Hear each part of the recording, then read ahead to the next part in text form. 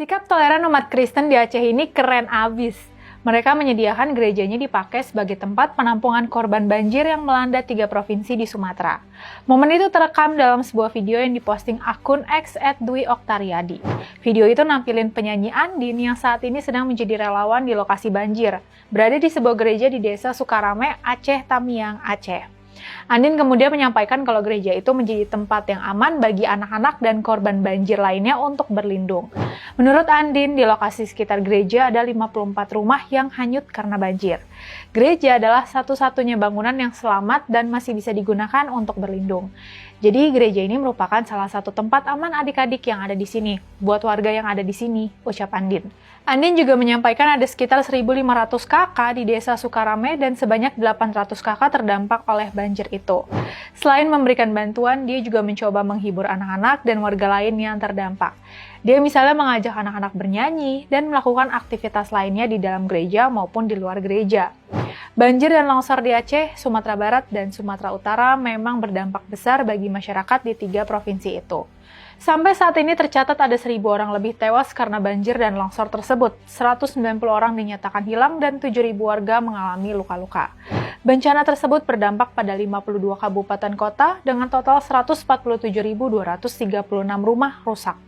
Kategori rusak berat ada 44.000 rumah, rusak sedang 29.000, dan rusak ringan mencapai 73.000 rumah. Bencana itu juga mengakibatkan sebanyak 1.600 fasilitas umum rusak.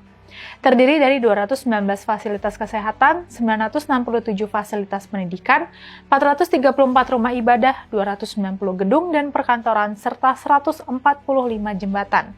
Setelah hampir sebulan bencana itu, para pengungsi akibat bencana itu juga masih banyak, masih mencapai lebih dari 500.000 orang.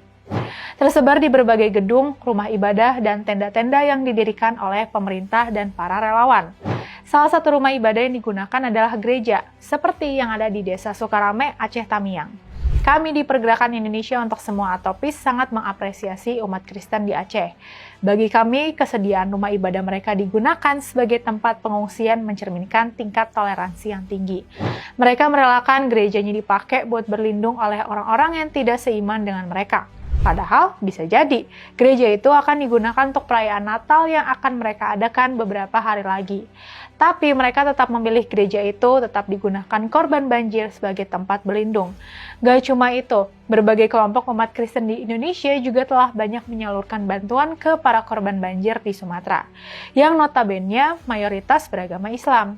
Tapi ironisnya masih aja ada sebagian umat Islam yang diskriminatif terhadap umat Kristen. Yang saat ini lagi rame, beberapa kalangan umat Islam mendeklarasikan tanggal 25 Desember sebagai hari mualaf sedunia. Padahal nih, kita semua tanggal 25 Desember adalah hari sakral bagi umat Kristen. Dan padahal tanggal itu umat Kristen merayakan hari Natal, hari kelahiran Yesus Kristus. Jelas, upaya itu sebagai olok-olok bagi umat Kristen. Perilaku sebagian umat Islam ini seperti air susu dibalas air tuba. Kalangan intoleran, buka mata hati kalian.